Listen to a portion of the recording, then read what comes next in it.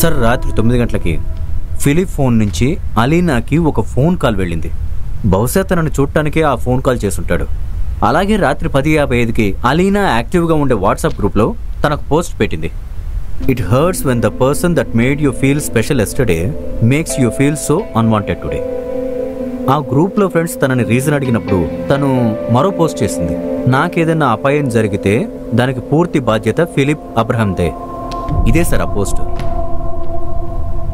నాకేదైనా అపాయం జరిగితే దానికి పూర్తి బాధ్యత వాడు. నిన్నటిదాకా స్పెషల్గా అనిపించిన నన్ను ఈరోజు అవాయిడ్ చేస్తున్నాడు. ఇవేవి మ్యాచ్ కావట్లేదే. అవాయిడ్ చేస్తున్నాడని చెప్పేదానికి ఆపద వాడి వల్లే అని చెప్పేదానికి చాలా తేడా ఉంది. ఆపద వాడి వల్లే అయి ఉంటే అది కదా ముందు చెప్పాలి.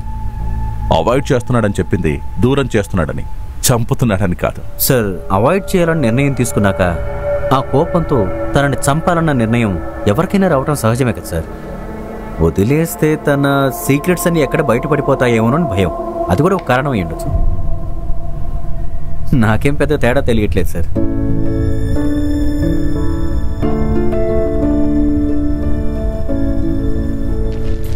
పోస్ట్ మార్టం నివేదిక ప్రకారం నీళ్లలో మునిగి శ్వాస తీసుకోలేక చనిపోయినట్టుగా ఉంది. మెడ చుట్టూ బ్రూసీ మార్క్స్ ఉన్నాయి.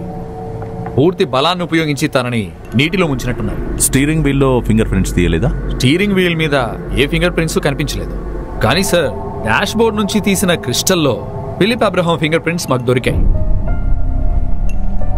ఇక చనిపోయిన అలీనా చేతిలో దొరికిన వెంట్రుకలు ఎవరిదో కాదు, ఫిలిప్ వేశారు.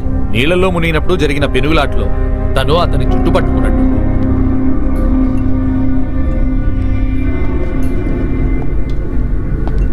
Okay, thank you. It's okay. 27వ తారీఖు ట్రయల్కున్న ఆ కేస్ ఫైల్స్ ఏవి నా ఆఫీస్కి ఇంతవరకు చేరలేదు.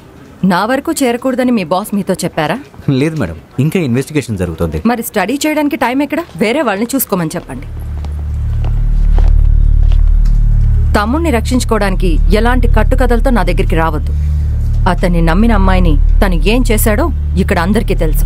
ప్రేమించిన అమ్మాయిని మోసం చేసే ఆచారం మీ కుటుంబంలో అందరికీ ఉంది కదా. సార్,